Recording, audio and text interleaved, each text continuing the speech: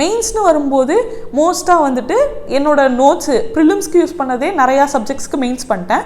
அது இல்லாமல் சில சப்ஜெக்ட்ஸ் இருக்கும், internal security, social issues, social justice and governance, இந்த மாதிரி விஷயத்துக்குலாம் ஸ்டிக்கிங் டு த பிவைக்யூ.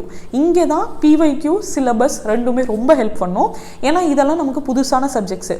இப்போது இன்டர்னல் செக்யூரிட்டியில் படிக்கணுன்னா ஒரு 300 பேஜ் புக்கை யார் வேணால் படிக்கலாம். பட் ஆனால் கேட்க போகிறது 2-3 கேள்விகள். பிவைக்யூ எடுங்க, சிலபஸ் எடுங்க. பிவைக்யூ சிலபஸையும் சேர்த்து பார்த்தீங்கன்னா ஒரு 5 டாபிக் வரும். அந்த 5 டாப்பிக்கே தான் திரும்ப திரும்ப திரும்ப திரும்ப கேள்விகளை மாற்றுவாங்க. ஆனால் டாபிக் ஒன்று தான். அப்போ 5 டாபிக் ப்ரிப்பேர் பண்ணால் போதும்.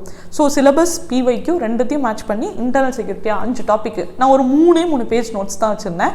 அந்த 5 டாப்பிக்கும் ஸ்கீம்ஸ் ஏதாச்சும் இருந்துச்சுன்னா, டேட்டா ஏதாச்சும் இருக்கா, டயக்ராம் ஏதாச்சும் இருக்கா, அவ்வளோதான் நோட்ஸில் இருக்கும். ஸோ சோஷியல் இஷ்யூஸ் இதே மாதிரி தான். டாபிக் எடுத்துகிட்டு அந்த டாபிக்ஸை பிரிச்சுட்டு பிவைக்யூவில் எதை கேட்டிருக்காங்களோ அதை நான் ப்ரையாரிட்டைஸ் பண்ணுவேன். இப்போ குளோபலைசேஷன், அர்பனைசேஷன், ஃபேமிலி, இந்த மாதிரி குவெஸ்டின்ஸ் வந்து ரொம்ப ரிப்பீட்டடாக கேட்பாங்க. இதெல்லாம் ப்ரையாரிட்டைஸ் பண்ணி அதுக்கெல்லாம் நல்ல நோட்ஸ் வச்சுருந்தேன். சோஷியல் ஜஸ்டிஸ்க்கெல்லாம் வந்துட்டு இந்த என்ஜிஓஸு அந்த கொஸ்டின்லாம் எப்படி, அதுக்கான நோட்ஸு, இந்த மாதிரி வந்து அந்த விஷயத்தெல்லாம் ப்ரிப்பேர் பண்ணிட்டேன்.